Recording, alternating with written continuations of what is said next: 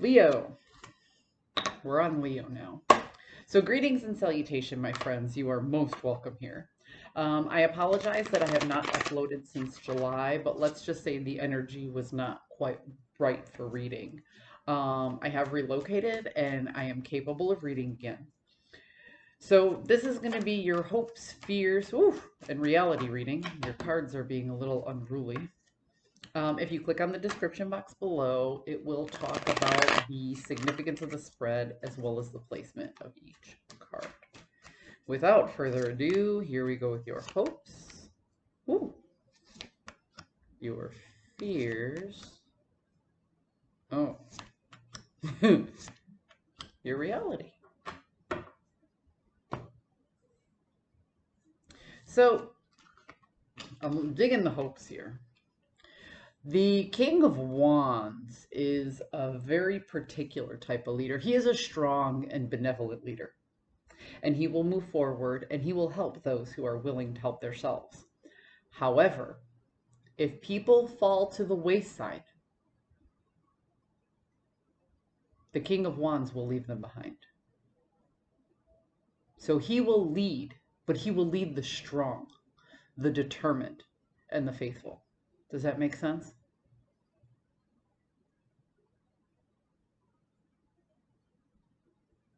He's the leader of leaders. And the world here is about elevation and lessons learned. So what you're hoping is, with all the lessons you've learned this year, that you still remain benevolent and you still help build people up. But if they fall to the wayside, you recognize that they've done that on their own accord.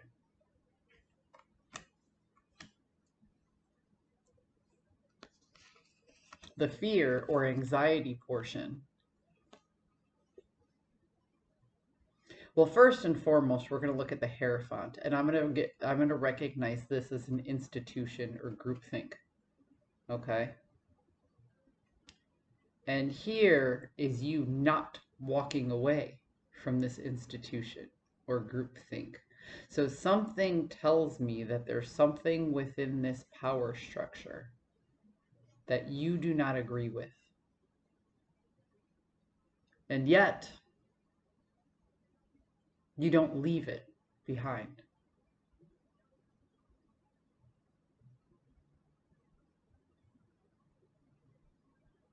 So being in the fear category,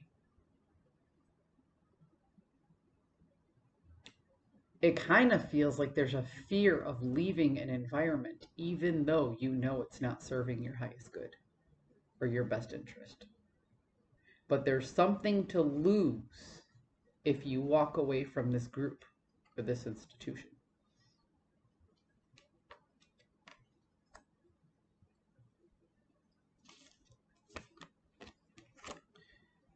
The reality of the situation, well, let's first talk about the ace, then we'll get into both cards together.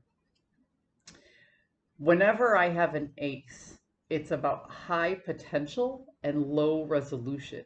It means you have to process this potential energy through a framework in order for it to come out on the other side.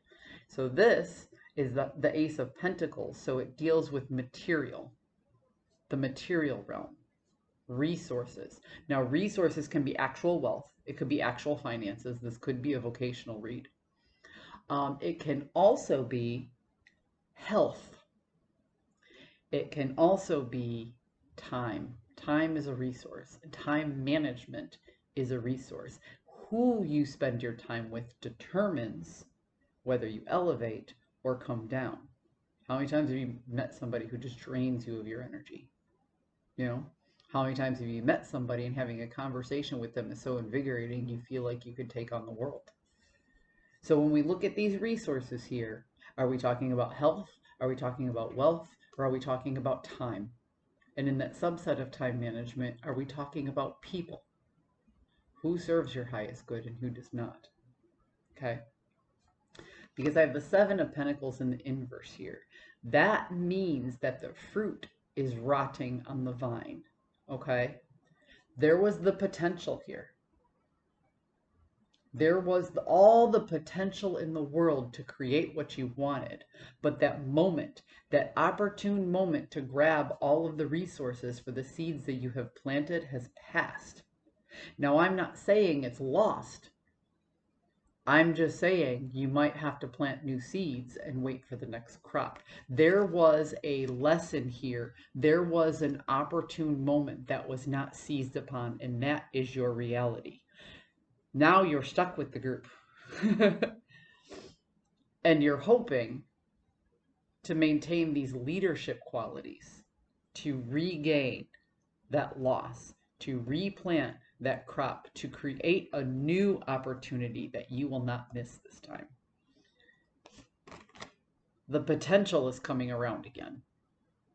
This time, you need to be very careful about the framework that you process it through.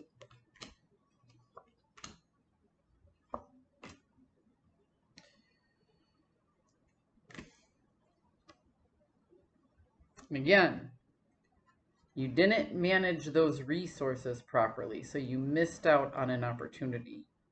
However, you're still in a process of expansion.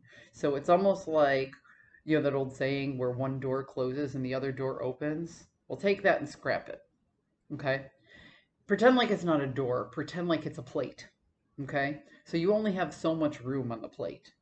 In order to make room for something else, sometimes you can scrape it off and give it to somebody else. But other times, you just have to eat it, right? And that's where you are right now. You're in the process of eating it, but in the process of doing that, you're making more room.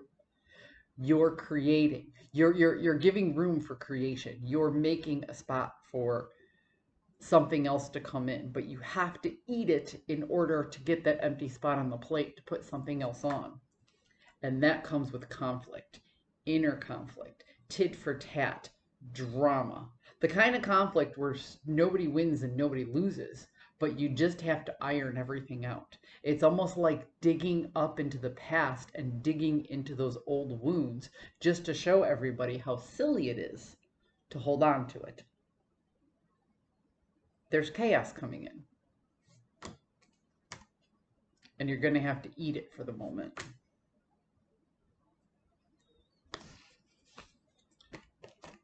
I can now see why you fear or have anxiety about not being able to walk away from this institution.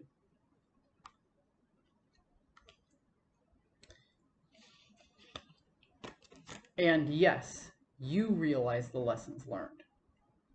And yes, you might be able to teach other people lessons, but not everybody is going to be able to elevate with you. Some people will have to be left behind.